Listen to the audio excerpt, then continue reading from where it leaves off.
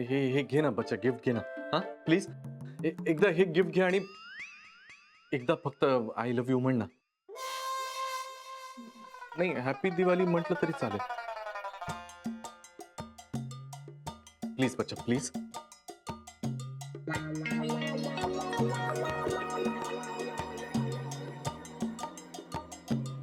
मला गिफ्ट काय? नकोय मला गिफ्ट. जातो इथून.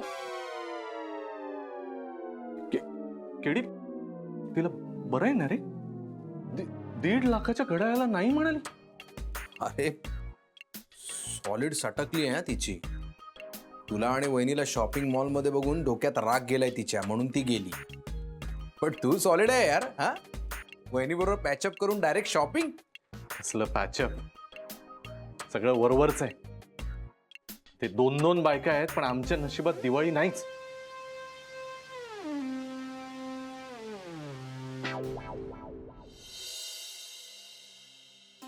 राधिका, अरे छान झालाय हार. नेहा कुठे ग? नेहा नानांकडे गेलीये. आता माझं आवरलं की मी पूजा करून घेईन. तुझी झाली का पूजा? नाही, तयारी तर करून राहिले, पण काही करावंसं नाही वाटत. इतकी वर्ष लक्ष्मी पूजन करतेय, घरात पणत्या लावतेय, सजावट करतेय, पण आज काही करावंसं वाटून नाही राहिलं. यांच्या बरोबर घालवलेल्या आनंदाचे क्षण सारखे आठवत राहिले मला. तरी गेल्या दिवाळीत यांनी मला घराच्या बाहेर काढलं, पुन्हा मानानं घरात आणलं. मी स्वप्नात सुद्धा हा विचार केला नव्हता का या दिवाळीत माझ्यावरती पुन्हा एकटं राहायची वेळ येईल. खूप एकटं वाटून राहिलं ग मला रेवती. असं वाटून राहिलं का हा संसाराचा गाडा आता मला एकटीनच चालवायला लागणार. राधिका, अगं असं काही नाहीये. आणि गुरुनाथला जो जाब विचारायला हवा होतास तो तू विचारलायस. आता ह्या सगळ्यातनं तुला बाहेर पडावं लागेल. खंबीर व्हावं लागेल तुला. हो रे, ते सगळं करते मी, पण मला अथर्वसाठी वाईट वाटून राहिलं. मी समजू शकते तुला काय वाटत असेल. मी जेव्हा सेपरेट झाले ना, तेव्हा माझी दिवाळी सुद्धा अशीच एकटेपणाची गेली. पण मग मी नेहाकडे बघितलं आणि ठरवलं की ह्यातून बाहेर पडायचं, उभं राहायचं, नेहाला खुश ठेवायचं, तिला आनंदी ठेवायचं. ती आनंदी असली की आपणही आनंदी.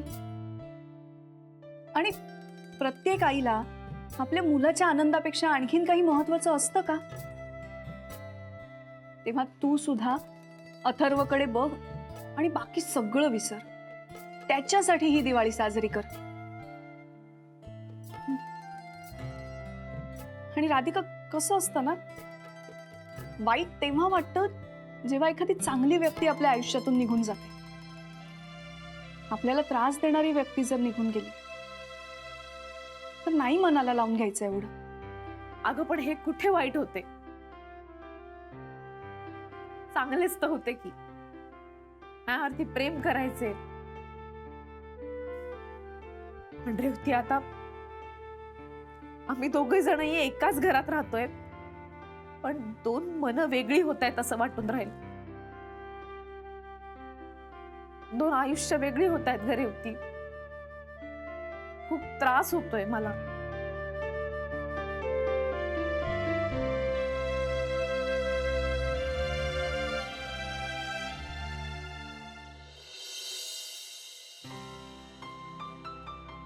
राधिका, रांगोळी झाली तुझी काढून? नाही ना. जरा उठ ना. हा? चल ना. काय झालं रेवती? आता हे काय? हा ग, कंदील आहे, माळा आहेत आणि रांगोळी आणि हे तोरण. अगं पण रेवती, तुझ्या घरात सगळं लावून झाले ना, आता कोणासाठी? अगं सुबोधसाठी. हाव का? चांगलंय. नाही, तू सुबोध भाऊच्या घरात सुद्धा हे सगळं सजावट करून राहिली. मला फार छान वाटून राहिलं. तुला वाटतं तसं काही नाहीये. मला काय वाटून राहिलं? फक्त इतकंच म्हणतेय का तुमची इतकी निखळ मैत्री आहे, छान वाटते बघताना. झालं तुझ्या बोलण्याचा रोख मला कळतोय. हा आता जाऊया आपण. चल. चल. ए पण तू रांगोळी काढशील ना? हो काढेन ना मी.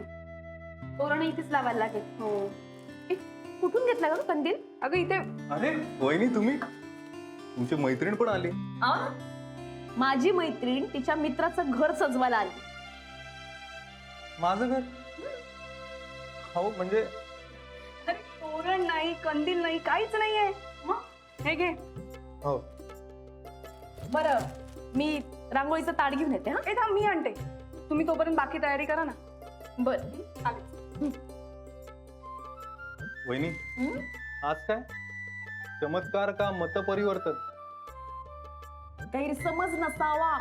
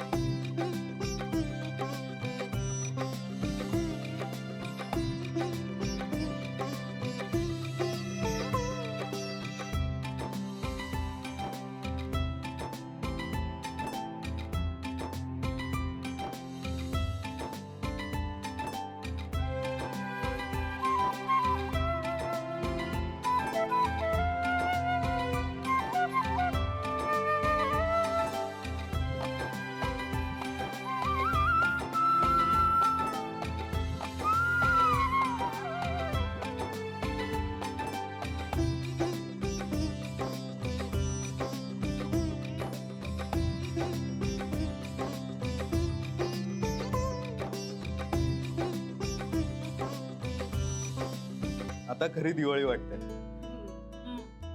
मग मलाही छान वाटून राहिलं तुमचं घर सजलंय तर. बरं चला मी निघू का आता? मलाही माझी रांगोळी पूर्ण करायची आहे ना. हा हो. दिवाळीच्या खूप शुभेच्छा.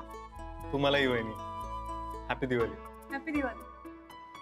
आणि जरा थँक्यू वगैरे तर म्हणा, एवढं सजवलंय तिने तर. थँक्यू. चला आलेच ग. हो.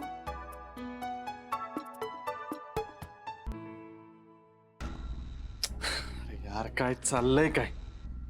ते दिवाळी आणि मी काय सहन करतोय सगळं. शनायासाठी इतकं सगळं करतोय तरी तिला काही पडलेलीच नाही.